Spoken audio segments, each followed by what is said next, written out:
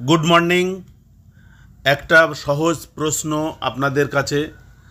ভারতের কোন রাজ্যকে পটাটো রাজ্য বা আলুর রাজ্য বলা হয়?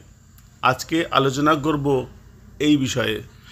ভারতের যে রাজ্যকে পটাটো রাজ্য বা আলুর রাজ্য বলা হয় সে ভারতের চতুর্থ বৃহত্তম রাজ্য, আয়তনে চতুর্থ বৃহত্তম।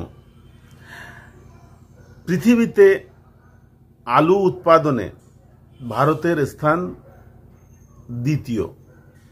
সবার প্রথমে আছে চীন এবং ভারতের স্থান দ্বিতীয়।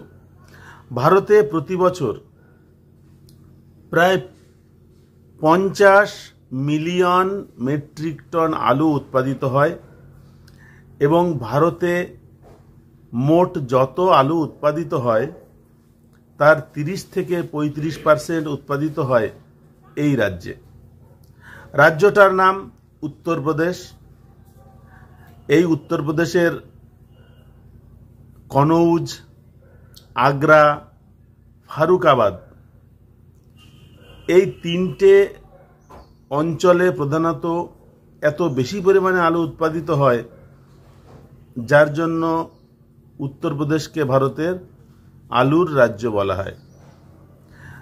কেন উত্তরপ্রদেশে এত আলু উৎপাদিত হয়?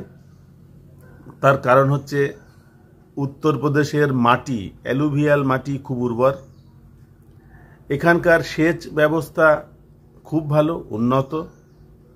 এখানকার যে কৃষকরা চাষের সঙ্গে যুক্ত আছেন তারা বংশানুক্রমে চাষের কাজ করছেন। আমরা একটা কথা সবসময় শুনতে পাই, যদি কোনো ডাক্তারের কাছে যেতে হয় তাহলে সেই ডাক্তারের কাছে যাও যার বাবা ডাক্তার ছিলেন।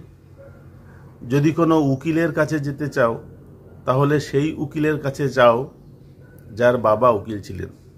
তার মানে যারা বংশানুক্রমে একই ধরনের কাজ করেন তারা অভিজ্ঞতায় খুব পুষ্ট হন। এই অঞ্চলের যে সমস্ত চাষিরা আছেন যারা আলু চাষে নিয়োজিত তারা বংশানুক্রমে আলু চাষ করেন, যার জন্য চাষিদের অভিজ্ঞতা খুব বেশি। সেচ ব্যবস্থা ভালো, মাটি উর্বর এবং প্রচুর জনসংখ্যা থাকার কারণে চাহিদাও আছে।